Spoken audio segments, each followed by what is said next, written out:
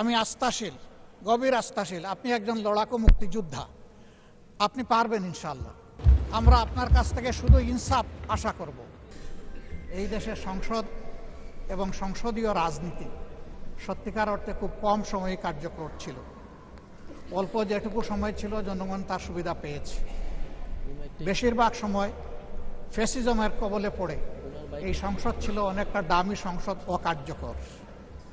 এবং আপনি যে বিরল সম্মানে আজকে ভূষিত হয়েছেন, এই জায়গায় অভিভাবকত্বের দায়িত্ব যারা পালন করেছেন অতীতে, তারা নিজের উপর, সংসদের উপর, দেশবাসীর উপর, গণতন্ত্রের উপর, মানুষের অধিকারের উপর তারা সুবিচার অনেকেই করতে পারেননি।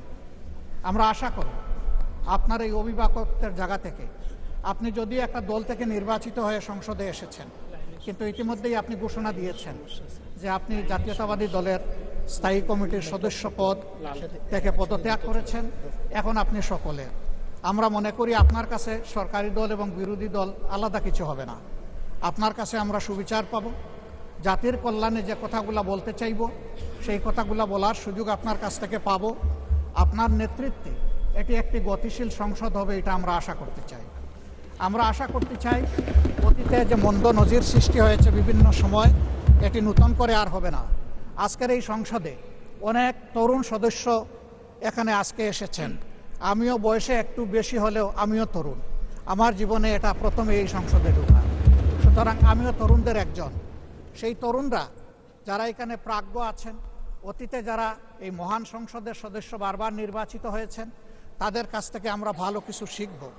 আমরা অতীতের সংসদগুলোতে দেখেছি এখানে দেশের মানুষের কল্যাণ বিবেচনায় আলোচনা না হয়ে মানুষের চরিত্র হননের জন্য এখানে বিপুল সময় ব্যয় করা হয়েছে। আমি আপনাকে বিনীতভাবে অনুরোধ করব, এই সংসদ যেন কারো চরিত্র হননের কেন্দ্রে পরিণত না হয়। আপনার কাছ থেকে কেউ সামান্যতম সুযোগও যেন এই ব্যাপারে না পায়। আমরা চাই এই সংসদ শুধুমাত্র জনকল্যাণে প্রতিষ্ঠিত হবে এবং পরিচালিত হবে। আমি আস্থাশীল, গভীর আস্থাশীল আপনি একজন লড়াকু মুক্তিযোদ্ধা, আপনি পারবেন ইনশাআল্লাহ এই সংসদকে সফলভাবে নেতৃত্ব দিতে। আমরা আপনার সঙ্গত প্রত্যেকটি বিষয়ে কথা দিচ্ছি, আমরা আপনাকে সমর্থন দিব, সহযোগিতা দিব, আপনার জন্য দোয়া করব। আমরা আপনার কাছ থেকে শুধু ইনসাফ আশা করব।